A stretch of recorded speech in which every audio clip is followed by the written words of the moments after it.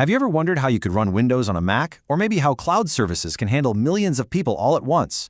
Well, the answer, a lot of the time, is a really cool piece of technology called the virtual machine. So what exactly is one? Okay, let's start with something you might have actually run into. Maybe you're a developer and you need to see how an app runs on a different operating system. Or maybe you're just curious and you want to try out Linux without, totally wiping your main computer. You might think you need to go out and buy a whole new machine, but you really don't. And the solution is a virtual machine. At its heart, the whole concept is actually pretty simple.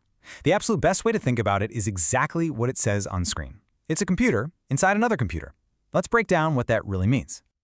So here's the more official definition. A virtual machine, or a VM for short, is a computer that's made entirely out of software.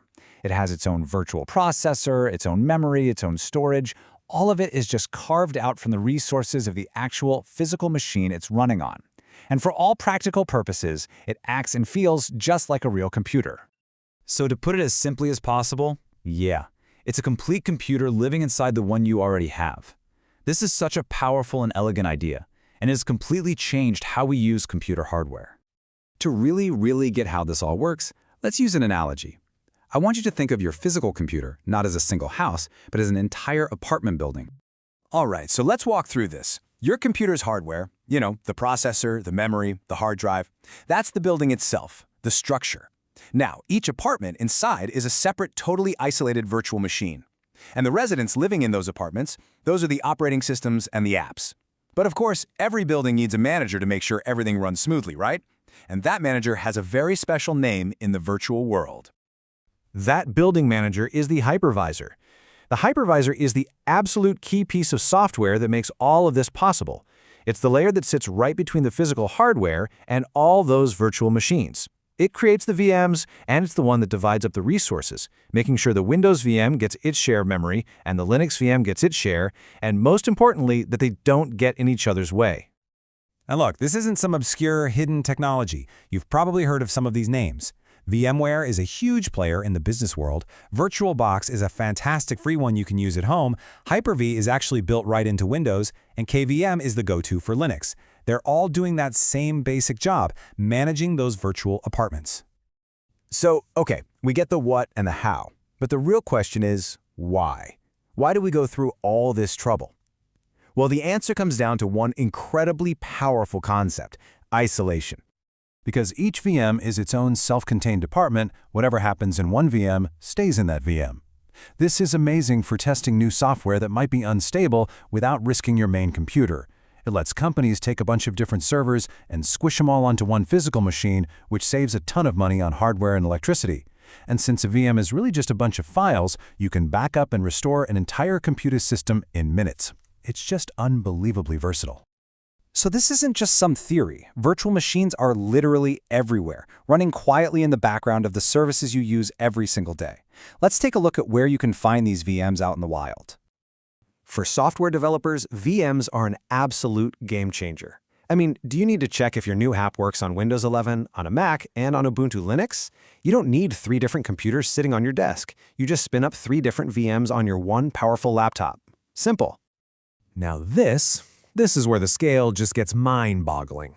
The big cloud providers use hypervisors to slice and dice massive physical servers into thousands of smaller, isolated virtual machines for all their customers. So anytime you're using a cloud service, yeah, you're almost definitely using a VM. And for businesses of all sizes, VMs are just a super safe and efficient way to run all their important stuff. They can put their main database on one VM and their public web server on another, all on the same physical hardware, but with the security of knowing they are totally isolated from each other. And that brings it all the way back to you, the home user. If you've ever been, Linux curious, but you were scared of the complicated setup, a VM is your best friend. You can literally install and run a full version of Linux in a window on your desktop, just like it was any other app. And this is the critical point. This technology is the very foundation, the bedrock of the modern cloud. Amazon's EC2, Microsoft's Azure VMs, Google's Compute Engine, these are just the brand names for the virtual machine services that power a massive chunk of the internet. Now, you might have also heard another buzzword flying around in this area: containers.